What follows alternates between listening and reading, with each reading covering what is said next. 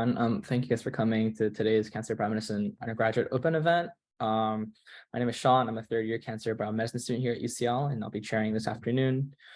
So we're hoping that this session will address some of these course-specific questions that you may have and kind of help you understand what is it really like to study at this program. So this afternoon, our speaker, Dr. McGovern, will introduce the field of cancer biomedicine and followed by the structure of the program here at UCL. Additionally, we're also pleased to have another cancer biomedicine student, Emma, to join us to answer any questions that you may have today. So at the end of it, there'll be a Q&A session and plenty of interactive opportunities for you all to join, throughout the session as well and throughout, her slides. So this session is being recorded and will be made available following today's event. So we're here to respond to all of your questions. So please do share them, throughout or at the end of, these presentations to the Q&A function on Zoom. So now to introduce our speaker, we have Dr. McGovern. She's the undergraduate program lead for UCL Cancer Institute. So she is also a consultant medical oncologist at UCLH, and in her role as the UCL Honorary Associate Professor, she runs the oncology teaching program developed by the UCL Medical School, and is also the undergraduate program lead for UCL Cancer Institute, and she helps, trains, and encourages UCL students to become cancer physicians and researchers for the future. So before we hand over to Dr. McGovern, we have a quick poll for everyone regarding the prevention of cancer, which should show up on the screen. Feel free to, fill it in. And after that, we'll take a look, and Dr. Brown will take a look at the program and also about the more idea of cancer research as well. Okay, great, thank you. So while people are voting, I'll just get my slides ready and get them on the right view, hopefully for you all. Okay, so I'm hoping you can see that nice and clearly. Okay, so welcome to our session about the Cancer Biomedicine course at UCL. So thanks for the introduction, Sean. So my name's Ursula McGovern. I'm one of the oncologists at UCLH. So I wear two hats. I work as a clinician, but I'm also a teacher, and I lead this program for the Cancer Institute at UCL. So just a little bit to start setting the scene for where we are in 2023. So we are still quite a new course. We're about 5 years now since we first set up, and you've got a nice view of London there. So UCL, very big university, one of the best universities ranking in the world, and a great place to study. So London's a fantastic city. UCL is a great university, and the Cancer Institute is an absolute world leader in cancer research. So it's a great place to be if you have an interest. So thinking a little bit about cancer, cancer is a very common condition. So we have this figure now that we quote in the UK, and we're saying that 1 in 2 people in their lifetime will get cancer. So it's very common.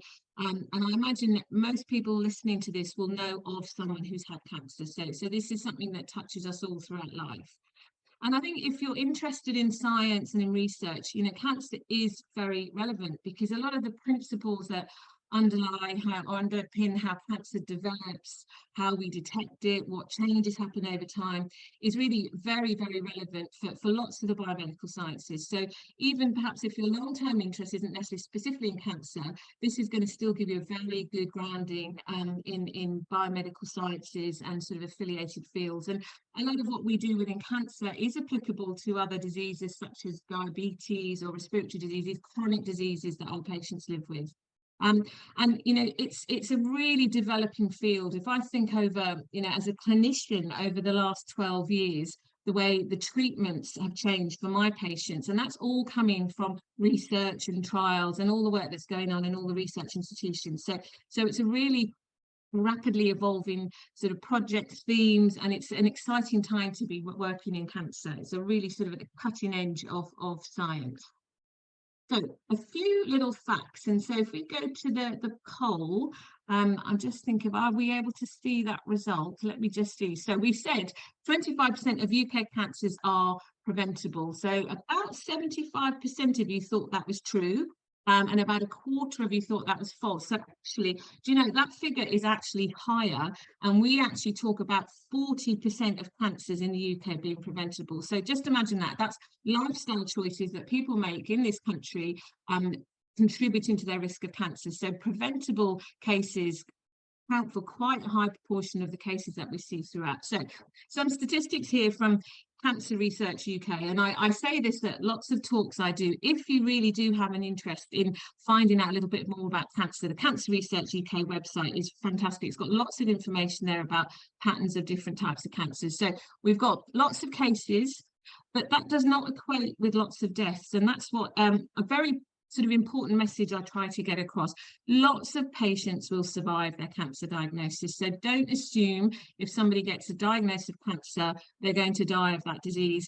Our treatments have got so much better that many, many patients will survive their cancer diagnosis. And I think if I show these statistics in another few years, they're going to look even better. So we're really doing well in terms of survival from cancer and treatments, but we do need to tackle those preventable causes. If we're saying 40% can be prevented, we need to get a little bit healthier in this country. So, I'll just move on my slides.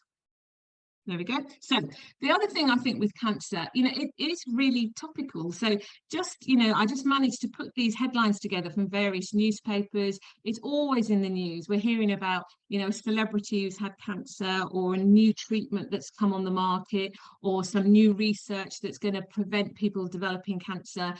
It's very, very topical. And certainly in the clinical situation, a lot of my patients come into clinic with their newspaper clippings and say, look, I read about this. What do you think? This is going on at UCL. Is this something I can get involved with? So it's really topical, and everyone knows about it, and everyone's interested in what we're going to do and how we're going to improve outcomes for our patients. So the Cancer Institute at UCL, I've said, it's a world leader in cancer research. And, I've said, 1 in 2 of us are going to be diagnosed with cancer in our lifetime. So that is quite a worrying statistic, isn't it? But if we're thinking about it from a cancer researcher's point of view, we want to continue to improve the outcome of those patients. So we have this sort of ambition that we say, do you know what, in the next 20 years, we want 3 in 4 people who hear those words and who get that diagnosis to survive their cancer. So we're always striving to improve things. And that's what we hope our students who do this degree will sort of be the future for that, and they'll help to push this all forward for us.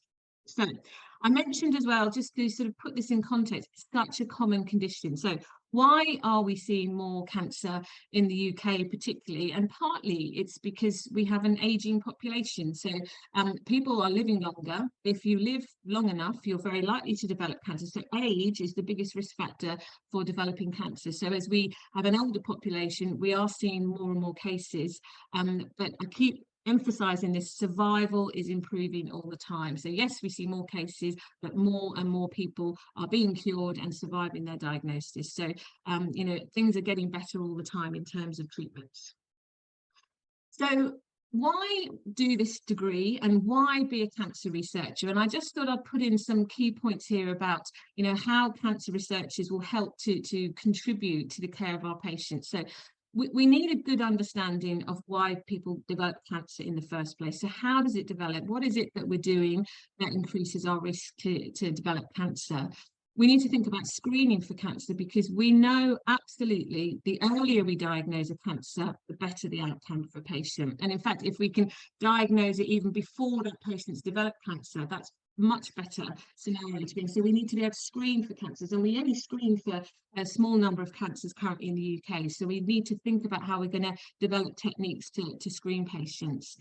Novel treatments. This is really the future of cancer research, because I'm a medical oncologist, and traditionally we give chemotherapy. Well, chemotherapy kills any rapidly dividing cell in its pathway, but actually we want to think more about targeted treatments, and how do we give the right treatment to the right patient? How do we come and develop new drugs that perhaps have less side effects but work very effectively to treat cancer patients?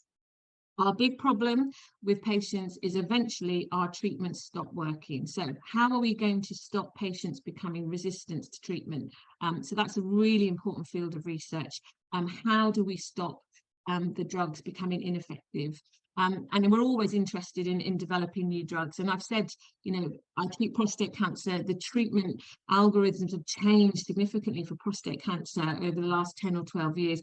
That's because of a lot of work that went on initially in the laboratory and then in clinical trials, and eventually comes to our patients. And we talk about this bench to bedside approach. So translating the work that the scientists are doing at the bench in the lab and eventually making that relevant and important for our patients. So that's where we see our graduates going, they're going to be the people who bring that work forward and bring it out into the clinical environment for our patients. So what do we want from this course? So we're trying to teach and train the next generation of cancer researchers and biomedical sciences. And I'd like to think, this is a very relevant degree. I've said how common cancer is. This is a common disease. So it's good to have a good grasp of something that's going to affect so many people. And I like to think we're a very stimulating degree, which is going to give you lots of skills as graduates to be innovative and to be, really successful biomedical scientists in the future. So a little bit about the course, and we can talk about this more maybe in the Q&A session, but just to break it down. So in year one, you're with other students from the sort of applied medical sciences. So it's almost like doing quite a generic first year where you start to get the fundamentals of what happens in health and disease. Because if you need to understand a disease process, you really need to understand, first of all, what happens in normal physiology and biochemistry, etc. So your first year is shared with the other degree programs within the faculty applied medical sciences, so you'll get a good understanding of health and disease. And in that first year, we do have a cancer specific module for the students that are on our course. So that's cancer medicine in society. That's a module that I run. And I like to think that's a nice introduction to looking at where we are with cancer now, how we got to where we are, sort of it's the biography of cancer to some extent in that module, and to have a think about the impact of a cancer diagnosis on a patient and the wider impact in society. And that gives you the grounding then to move into year 2 and year 3, where you start to do much more specific or cancer specific modules. So throughout the next couple of years, you're going to learn about how we develop therapeutics in cancer, a little bit about clinical trials. You'll get a lot of teaching from clinicians talking about real world medicine, and this is what we do, this is how we diagnose lung cancer, these are the treatment options, this is what can happen to our patients. I've said about novel treatments, targeted treatments, so precision cancer medicine, very topical at the moment and something to know a lot about. We've introduced a couple of new modules, and we'll probably keep doing that as the landscape changes. So this year we've run a module about radiation for our second years, and also pathogens in cancer, so thinking about perhaps viral causes of cancer. So we know globally, for example, infections account for about 30% of cancer, so that's a really important module to think about. Nutrition and its impact on a cancer treatment and cancer diagnosis. And there's other optional modules that our students can pick as well that are perhaps related, or you may have a particular interest in something that you want to do. And then in the final year, you get the opportunity to do your dissertation, so your research project. Most or many of our students do that within the Cancer Institute. And you're working with internationally renowned researchers, and you get an opportunity to do laboratory work, or it can be sort of data analysis. So hopefully by the time you finished in your third year, you'll have had a really good grounding and understanding of cancer, how it develops, how we treat it, and what's going to happen in the future for our patients. And this is sort of feedback that we get from our students. So they do like the fact that they're going to be interacting with scientists and clinicians. The Institute is well renowned, I've said that, and some of our researchers are absolute leaders in their field. So it's great to be able to work with them and perhaps undertake a research project with them. So that's a fantastic opportunity. We want our graduates to go off and be able to be employed in the future. So we're always thinking about how we give you the skills that you need to go out into the workplace, or to continue your career in research. And I've said one of the I like to think one of the good things about our course is that we do try and accommodate optional modules. So we appreciate that different people have different interests. So when we can, I always like to approve modules that will sort of complement the course, or if people have a particular interest in psychology, global health, statistics, there's lots of different things we can try and accommodate. So there is a little bit of flexibility there to just widen the subject fields for you in terms of your module choice. And these are a couple of quotes that I've just taken from some of our feedback. So it's good to hear that the students feel that we're supportive as a teaching team, and I like to think that's true. I think we all appreciate It's been a difficult few years for our undergraduates, and it's great to see people now being so successful. Our students generally find that the content of the course is very relevant and interesting. We like to make sure our lectures are up to date. You really are hearing about cutting edge research and new clinical development, so it's all very up to date. And I think the other thing as well, we are quite a small course. And we intend to stay as quite a small course, because I think it's important that the cohort, they get to know each other very well over the 3 years. And I think if we get a bit too big, we're going to lose that sort of intimacy in terms of everyone knowing each other. So that's quite an advantage for us, that you get to know your fellow students quite well, you get to know your teachers very well, and people in faculty, and there's quite a nice advantage to being quite a small course, and you don't get lost in a sea of 100 students in a lecture. So why study at the Cancer Institute? So that picture there, you can see on the left-hand side is the UCL Cancer Institute. Directly opposite is the Macmillan Cancer Centre, where I do my clinic. So, that link absolutely there between science and the clinical work. So it's a really, really close link. And there's no doubt about it. We know that the Cancer Institute is a world leader in cancer research. So it ranks really highly in terms of cancer research institutes. And we've got over 400 scientists working there, who are all, looking to translate their research into better treatment for our patients. So it's a fantastic atmosphere, in fact, fantastic place to be. And a real dedication to trying to train the next generation. So we want people to carry on the torch of research and to continue the work that's being done at the moment. And we have lots of either researchers or clinician scientists that work really well together to try and improve that relationship. And just, a couple of things to think about. I mean, these are a couple of sort of headlines that we've had over the last few years. Now, this is Mariam, who's one of my colleagues, works in lung cancer, but she also has a lab in the Institute. Her group, and Charlie Swanton, who she works with, I think in the last couple of weeks, they had 7 Nature papers published. So that's unbelievable. That's amazing. I mean, if you get 1 Nature paper in your career, you're doing very well. This group, 7 in the last few weeks. So we really are at the cutting edge. They do a lot of work about lung cancer development, the development of metastatic disease, why some patients do better than others, how we can predict who may not do so well. So this is really groundbreaking work and hot off the press in terms of being published.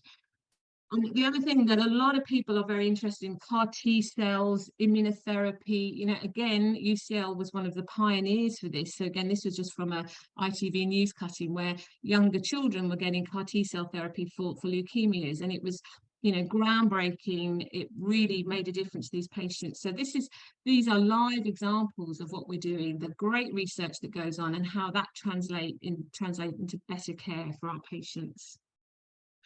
So where do our students go? So I said we're quite a new course. So we've now had a couple of years of graduates graduating with cancer biomedicine. So where are our students going? So a lot of students are going on to do masters or PhDs. Some will have interest in other biomedical sciences. We've got students who are keen to go into graduate entry medicine. So Sean, who did the introduction for us here and who's our chair today, he's got an offer from Oxford to do graduate medicine. So that's fantastic. So that's great for us. We're very proud of that. He did really well. So, some will go into the pharmaceutical industry. So we're hoping that we're really giving our students good skills to sort of continue a career in research. So we're seeing really fantastic career progression for our graduates so far, which is great. And it isn't just about, oh, I need to get a good degree and there you go. We want to give you skills that you will find useful for the rest of your career. So it's about communication skills, how to be a good leader, developing yourself on a personal level.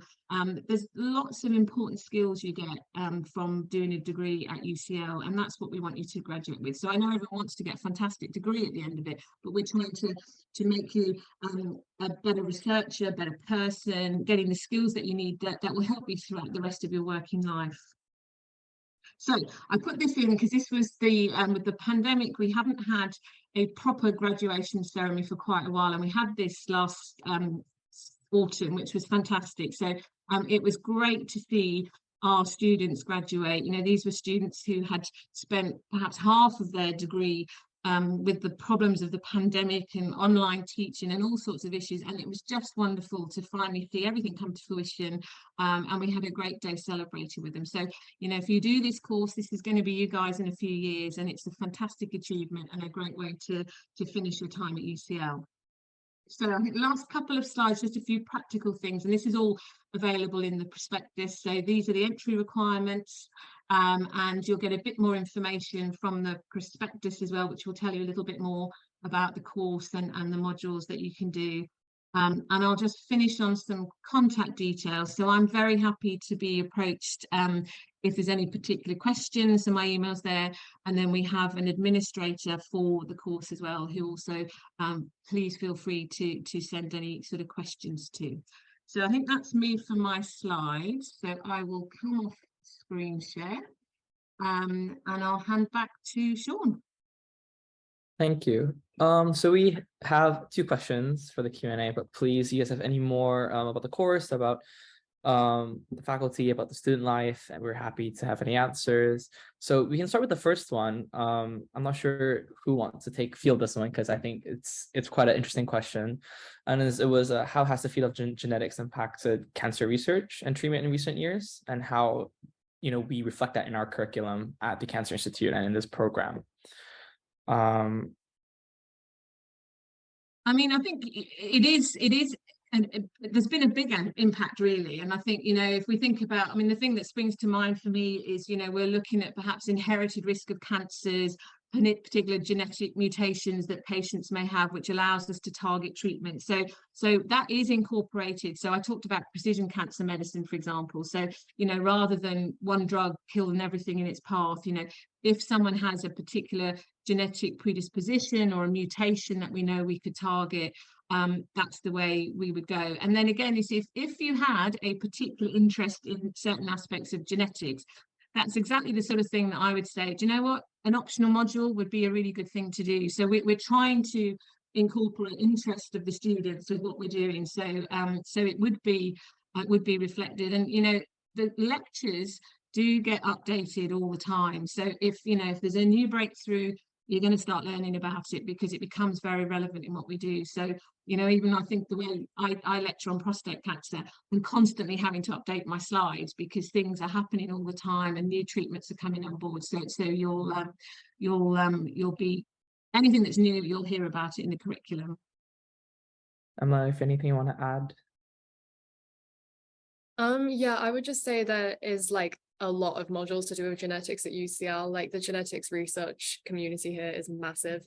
There's also like separate student societies where they focus on genetics research as well. So you can definitely get involved in that if you're interested. Definitely. I think from a 3rd year perspective, we have a lot of research groups like CI work on genetics, and most of like genetics and cancer biology. So you get a lot of that in Tracer Access at UCL. You have a lot of, you know, Francis Crick groups based at UCL. So you get that research experience, but you have a lot of modules like Introduction to Applied Genomics, something I took. So you definitely get as much as genetics as you want in this course. So we can go on to the next question is, could you please let me know the percentage of students that go on to do cancer research after this course? I think that's a hard number to give. It is, because I mean, if you think, I've said we're a new course, so we've probably, I mean, Sean, you'll be our 3rd year of graduates, won't you? So your year, so we've only got 2 preceding years that we know. So a lot of our students are staying within the field of cancer research. So if I think about students from last year and the year before, there's a lot of them doing either an MSc in a cancer related field, or they've gone on to do a PhD in cancer research. So I think you know, it's early days for us to have all this data because we're a new course, but I think a significant proportion of patients, of our students, do stay within the cancer research field, which is great. So we're not putting people off. They're liking what they do, and it's something that they want to stay in. Definitely. There's an admission question. I can answer that really quickly. Yeah, I think you should be eligible because according to the prospectus, you'll see like you need just a 666 for bio and math, physics, or chemistry. As long as you meet those requirements, I don't think it matters what other, you know, classes you take as long as you meet their requirements, but they'll change every year. So I recommend looking at it before you apply. I think the other one is, what healthcare careers can you do with this degree? I mean, Dr. McGovern, I think there's a lot you can There's go a on. lot, isn't there? I mean, you know, some careers will just want you to have a sort of an understanding of, you know, the sciences and biomedical sciences. So the door is open for lots of things. You know, we've talked about people perhaps going into graduate entry medicine. You know, there's pharmaceutical industry, drug development, clinical trials. There's lots of things that you could do. And again, it partly depends on what optional modules you've done, so you can tailor things a little bit if you have a particular interest, but you definitely get a really good grounding. So we're not trying to hone you down too much about cancer. Yes, of course you learn about cancer, but that covers so many other realms within the medical sciences that I would say quite a lot of options would be open. Emma, do you have anything to add? Yeah, in like second year, a lot of the modules are quite clinical based. So there's the clinical cancer module, and also within, I don't know about other modules that I didn't take, but I took pathogens and cancer and radiation cancer biology. And a lot of our lectures were from clinicians. So you get an insight into like the healthcare side of things as well as just the science. Perfect. Well, this is quite an interesting question in terms of what kind of qualities and skill set is UCL looking for in the ideal candidate for this course. So I think, you know, we'll get a student perspective and a faculty perspective. We can start with the faculty first. I think, you know, we want, you know, well-rounded individuals to come. So, you know, it's great, obviously, you know, people who've got an interest in cancer and sort of the medical sciences. But I think it's good to have, you know, extracurricular activities. It's not all just about being a fantastic academic student. It's good to have other interests, hobbies, things that just, you know, make, you know, we want you to have a good experience of university, not just the academic side, but to contribute to your student community, to get involved in life at UCL. And it's really important to have that, you know, for the future, that sort of work-life balance, really, so that you can see the importance of getting involved in societies, you know, doing things that are a little bit different. It doesn't have to all be about cancer. So that's, I guess, what we would be looking for. And, you know, it is a challenging course and academically quite challenging. And it, you know, I mean, Sean knows this from going through his final year. It's tough, you know, it's a good degree, but it's hard work at the end of the day. So we need good academics as well. But, you know, there's more to life than just exams and things. You've got to sort of show us that you're a well-rounded sort of individual with outside interests as well. That's what I would be looking for anyway. Or Emma, what do you think from the student perspective? I mean, in my application to like show my interest in cancer, I like mentioned books that I'd read, online courses I'd done, why I was interested in cancer. But yeah, I also had like extracurricular aspects on there to show like transferable skills like communication, leadership and stuff. But yeah, I know there's not many cancer specific courses in the UK, so lots of you might be applying for like medicine or biomed as well. So don't worry if you don't want to make it completely cancer specific, but maybe some mention of it somewhere would be good. Definitely. There's some logistical questions about admission. So there are no interviews before offers. We don't really do that. Nicholas asked, can you indicate the number of students that we have in a year and the numbers of international students of that? Yeah, I mean, we are trying to cap at 30. So we've gone slightly over this year, but 30 is about the maximum we want, because I've said, you know, it was always the intention of the Cancer Institute when we set this up. We were never going to make this a huge course. We wanted it to stay around 30, and that's a practical issue as well. You know, we want students to be able to get good projects. They need space in the lab. We don't want everyone to be sort of overcrowded. So we will stay at 30. There is a good representation of international students on our course. Now, that may vary from year to year, but we do have a lot of international students, which is great. So, you know, and obviously the way the system works, we make more offers than there are places, because not everyone will either take up the offer or achieve the requirements. So I wouldn't let the numbers influence you, to be honest. I think if you're interested in the course and you want to do it, you should apply, because, you know, the numbers are irrelevant, really. It's and we don't make final decisions until we're looking through the actual sort of, there's a lot of change goes on sort of late August, early September, as we juggle around with the numbers. So I really wouldn't let that influence your choice. I think there's a couple of questions about the acceptance rate, and I know we talked about this last year at the last open event. I still remember the number, but if you want to give them the number, you're also very much welcome to. It changes every year. What was Yeah. last year's one, Sean? I think we said it was 10%, if not even slightly less than that from last, like as in like, not last year, but the year before that, the admissions intake for that, because there's only 30 spots, there's quite a lot of people who do apply. So it can, and also it's one of few courses in the UK that is cancer focused at a BSc level. So that makes it very unique. So I think it's us, Imperial, and some university up north. I don't exactly remember which university it was. Yeah, I think But Nottingham that's was it. thinking about Yeah. something. Yeah. It's just Yeah. 3 So we are universities who unique, have yeah. this, and UCL's Cancer Institute is one of the best in the world. So a lot of people do apply on this course on average. I wouldn't put you off for that. I think everyone has a really good chance. It's just that you have to show your interest. So definitely don't let it put you off, like, I don't want to apply for that, because it's competitive. But I think UCL is competitive overall. So it's not crazy like medicine where it's like 3% or 2%. And this is a quite interesting question, I think for Emma and for you to answer as well.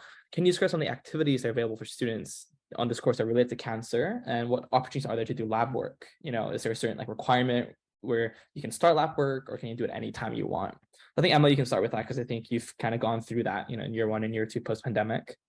Yeah, so lab work in first year, I think it's maybe once every 2 weeks for the first term. I don't quite remember, but there was around 10 labs, and they're quite relaxed. They just give you a good sort of route into working in a lab, so you'll learn like basic techniques. And then in second year, you have a module called Techniques in Molecular Medicine, which you learn like some more advanced lab skills. And that's a really good module. That's compulsory for everyone. But like outside of those, there's opportunities to get involved in research at UCL. There's lots of professors who are just open to letting you work in their labs if you email them, or things like internships over summer. Yeah. Definitely. In terms of just activities like courses, there's plenty. I think year 1 is only 1, but then year 2 you can get up to 3 modules related to cancer, and year 3 essentially is almost all cancer of your modules. So you definitely get more than enough like contact with this. Someone asked about reading lists, and I think this is one of my favorite questions as well. Unless you want to add on, Dr. McGovern, about this first. Just about the activities. So something that we'd always planned was for our students to start coming to some of the clinics just to see the other side of things. Now that stopped with the pandemic.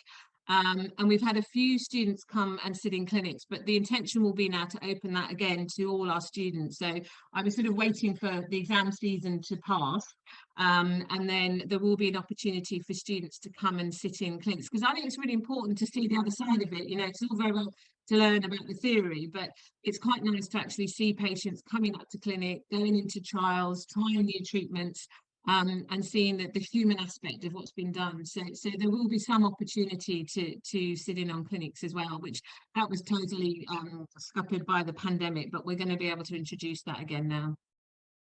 Definitely. Yeah, and the reading list, so any extracurricular activities or reading lists to improve their skill set and broaden their knowledge for the field. I know there's a couple that we always recommend. So Dr. McGovern, would you like to start with that? Oh, I mean, we always talk about the emperor of all maladies, don't we? So, and each time I do my module, I ask how many people have read it, and it's sort of, about half of our students have already read it. So that's, I always think that's the biography of cancer, and I think it's a great book to get an overview of how we got to where we are. But we do teach that as well. So you don't have to have read it. It's just, if you want some grounding, I think it gives you a good idea. And again, I always think, don't get too bogged down with trying to anticipate what you need to know before you come, because I'd like to think that as you start your modules and as you do your teaching, you'll learn as you go. So I don't want people spending their summer holiday reading textbooks about biochemistry. I think it's not necessary. But I don't know what you guys think. Emma? Yeah, the only other suggestion I have, which is kind of similar to The Emperor of All Maladies, is 1 and 3 by Adam Wishart. It also kind of gives a bit of like history on the key discoveries in cancer. But yeah, I wouldn't worry about textbooks and all the biology heavy stuff. I think just reading stuff that gives you an interest in working in cancer is good. Perfect. Nicholas has asked, what is the future prospect for working in a hospital? I'm not really sure if you meant clinically or as a research, but you could do both. I think Dr. Montgomery can give a better idea what it's Yeah, like to work.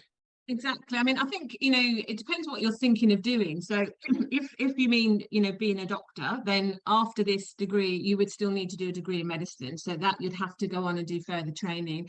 But we've got people at the moment, for example, in our clinical trials team, who are coming from this sort of background now. So perhaps they've done a degree like this, perhaps done a master's, and now they're going into cancer clinical trial work. So, and they're working in hospitals, they're working, face to face with patients. So there are prospects out there.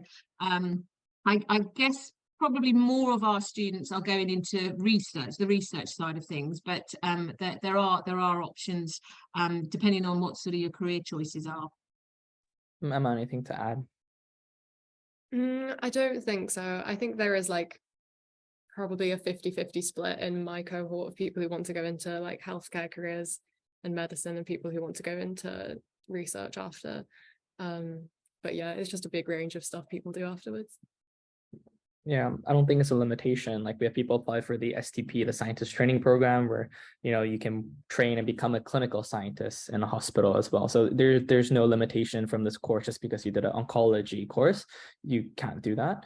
Another question is, explain the difference between AMS. I think Dr. Montgomery, you can start first and move on to Emma, because I think there's quite a lot of differences and people kind of apply not knowing what they are. I think you guys would be better placed than me, because obviously, I think that the first year course obviously is very similar, but then, we focus mainly on cancer in second and third year, although there are other options. I mean, the applied medical sciences, I think you're starting to think about other courses like nutrition, sports science, infection and immunology. All of those things will be covered in the other courses. I mean, Emma, you can start because I think you have a more fresh memory of what it was like. Yeah, so first year is pretty much the exact same for cancer and AMS, but you're basically, AMS in first year would have one optional module which they can choose like anything, whereas ours, we definitely do cancer medicine and society. Then second and third year, lots of ours are like a lot more cancer specific, whereas AMS has a massive range of options to choose from. There is, I think, an option to switch between cancer and AMS in first year, since the modules are so similar. So if you do decide you want to switch to the other, it's quite flexible. I mean, I can say from my perspective, it's a year 3, because I have some AMS friends who do that, or like other integrated medical science friends. So under every other research group, we have very different focuses here, very different approaches. And I think that's important. I think what you can see when you talk to your friends and how they think of certain problems and how we approach them through our lens. So I think that is very important when it comes to modules as well, because we get certain modules that they can't take, even though they've done prerequisites for. Clinical cancer is a very interesting one. We have, precision cancer medicine. We're thinking about, looking at translational work and stuff like that. So I think it's very much different in terms of what projects you get as well, because some people might want to, in AMS, try to do cancer projects, but it won't be in a cancer institute.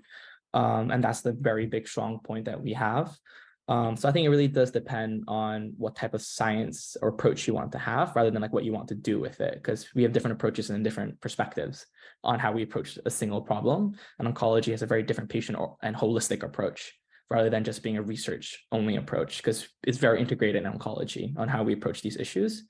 So we have a question on work experience.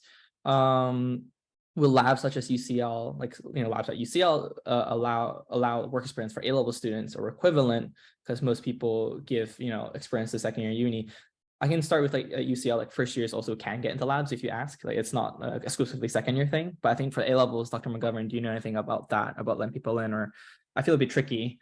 Yeah, I think it would be. I mean, I'm not sure there's any hard and fast rule. I mean, what we always suggest is that, you can go to the Cancer Institute website, you can see the groups that are there, the researchers that are there, and you can approach them. That's the way to do it. So a lot of our students who are eventually successful in getting some experience or a summer project, it's because they've done their own sort of research and sort of decided there's a group doing something they're interested in. So approach people. You know, the worst thing that can happen is you don't get a reply, but you know, you may find that someone's interested and very happy to have you. But if you don't look, it probably won't fall into your lap. So I would probably say, you know, go onto the Cancer Institute website and have a look at the research that's going on. And if something is particularly interesting, nobody's going to mind you approaching that group leader and saying, look, can I get some experience? So it's probably worth a try. It will be tricky because, you know, we've got lots of students who are on courses looking for that experience as well. But if you don't try, you know, you're not going to get it. So I'd go for it and see what happens. Yeah. I don't know if you know anything about any other opportunities like that at UCL, or I'm not sure for A-level students. I think, yeah, definitely email and ask people, but it's definitely not necessary for you to have lab experience before applying anyway. no. We have another question is, well, along the lines of a work and experience and summer schools to help with, you know, application and the course. From your perspective, Dr. McGovern, is it, you know, is there anything they can do? Is it necessary? There's lots of courses out there because I'm always doing references for people to do courses. So it's great, you know, there's summer schools abroad in Europe. There's you know, there's lots of different things. I mean, Emma, I know that you've been interested in some, haven't you? So we're always happy to support students doing that. So, you know, we'll write references or letters of recommendations. And there's loads of opportunities out there. I think, you know, probably very competitive again, but if you don't try, you don't succeed. So there's quite a few opportunities. Yeah, but in terms of preparing, I think, Emma, if anything you want to say from, because you applied about a year, 2 years ago, was there anything that you thought was helpful in the courses or like any other things to help, you know, apply for this course? I did like some free online courses on websites like Coursera, edX, and websites like that. I also did this like virtual research project because it was COVID, so I couldn't do anything in person. But I think the place that did that has shut down now, so I can't recommend any specific ones, but just keep Googling for experiences and hopefully you can get some. Yep, definitely. This is more, sorry, just yeah. to say, sorry, just we do appreciate as well how difficult it's been to get experience. So I don't feel that, oh, if I don't have this or that on my application, I'm not going to be considered. It's not the case at all, really. You know, it's been really difficult to get work experience, to get into any of these opportunities because of the pandemic.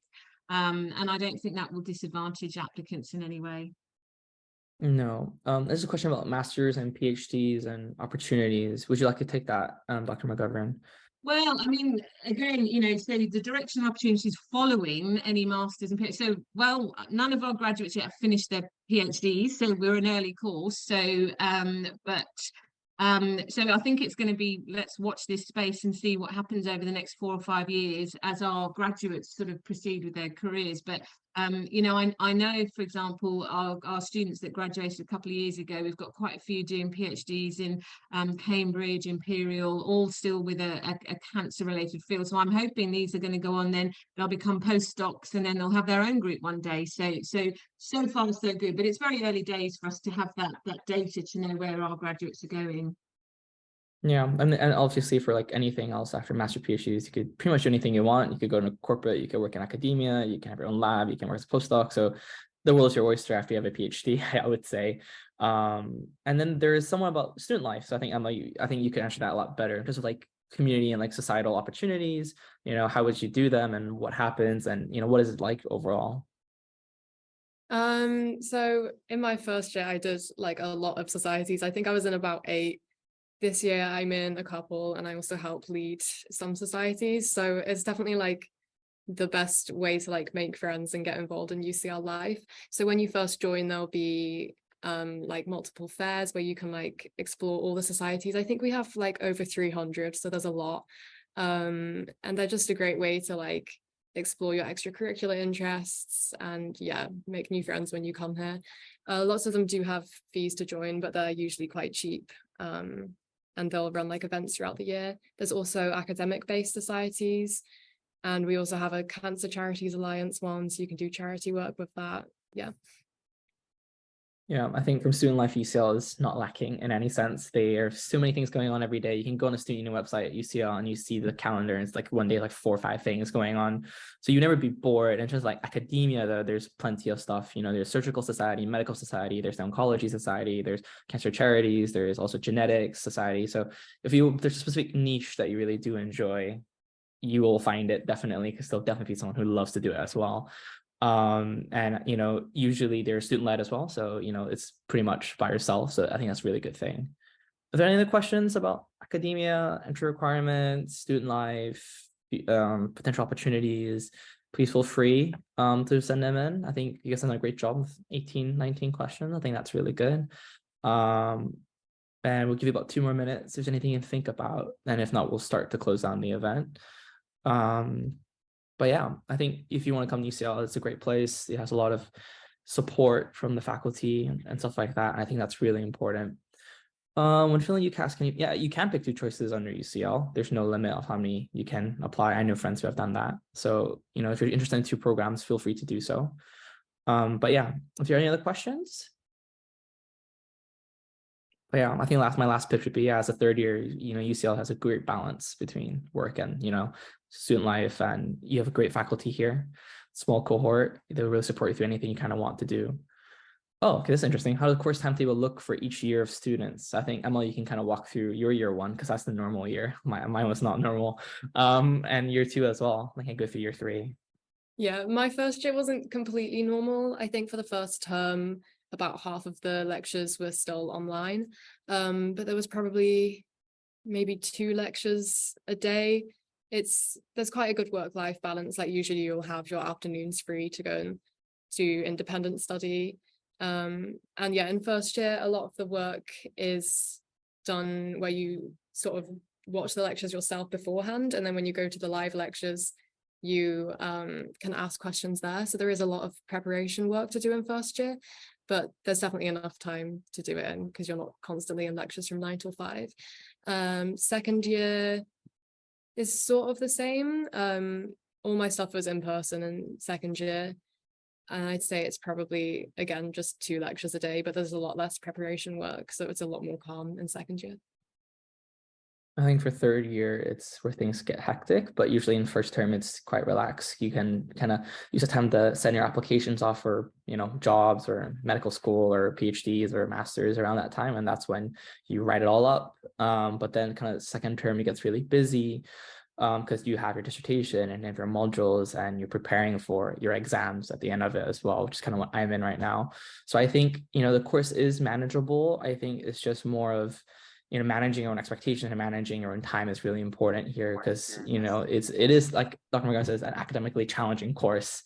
You will feel challenged and you will feel like you have a lot of stuff to do, but I think that's a good thing, because once you get into the master's and PhD level, you don't feel out of depth with the workload that you have. And that's the point, is that we kind of get prepared for that.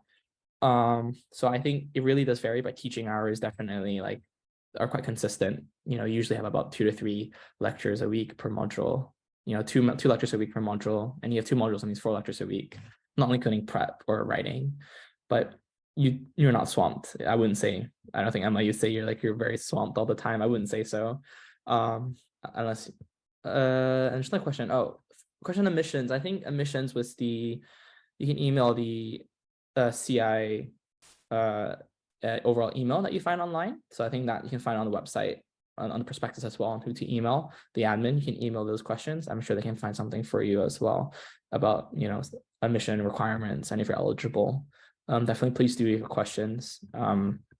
But yeah, are there any other questions? We have about 10 minutes left. If not, I think, Dr. McGovern has kindly put her email up, so you can check out the recording as well. You can email her for any further information about the course. And we're happy to answer that now as well for the next final few minutes. I give you guys 2 more minutes. If not, we'll start closing it down. But thank you guys for coming. And we have quite a lot of questions, 22. It's a nice interactive cohort we have here. Any other questions? Dissertation assessed. How is the junior assessed? Are you free to do it any topic with the cancer or specific ones you choose from? Dr. McGovern, would you like to answer that one? Yeah, I mean, so as things stand currently, so if we think about the project module in third year, so the written dissertation is 75% of the mark, and then the students do an oral presentation as well, which is 25% of the mark. And as with all of our assessments, there is a sort of assessment brief, a marking rubric for students, so they know what's expected. So you'll get a lot of guidance about this. So again, I wouldn't be worrying too much about it. So it's about, we want students to have an understanding of their project. And I think people worry sometimes, oh, if I haven't got enough results, my dissertation is not going to be very good. That's not what we're looking for. It's, did you understand the hypothesis that you had for your project? How did you go about trying to prove it? What would you do in the future if you had more time? Those sorts of things. So you're very much guided about how you're assessed. Now, any topic related to cancer. So the way we do it in the on this course is our investigators in the institute will give us named projects. And then the students will start to rank the ones they want to do. And we do our very best to give our students the best choice or the best rank we can for them. So it's not really that you can just pick anything off the top of your head and decide that's what I'm going to do a project in. We need an investigator to be able to support that project. And we do want to try and let you sort of choose, but you'll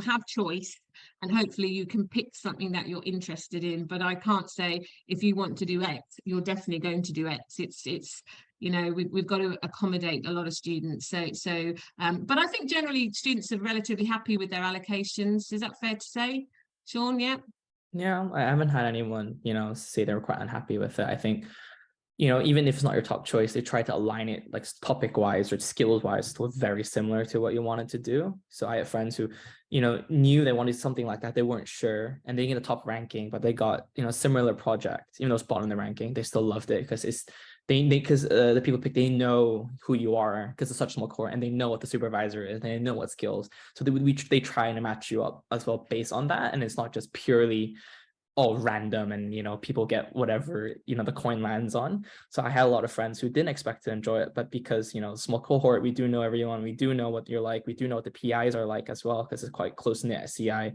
We can kind of line everyone up to something where it does work and you do learn something and you're quite happy with it. So yeah, I definitely wouldn't be worried about it, but I think because we try to keep it small, we do get that benefit compared to the AMS programs or the the IMS programs, which is quite massive, and then they have issues with trying to who gets what choice.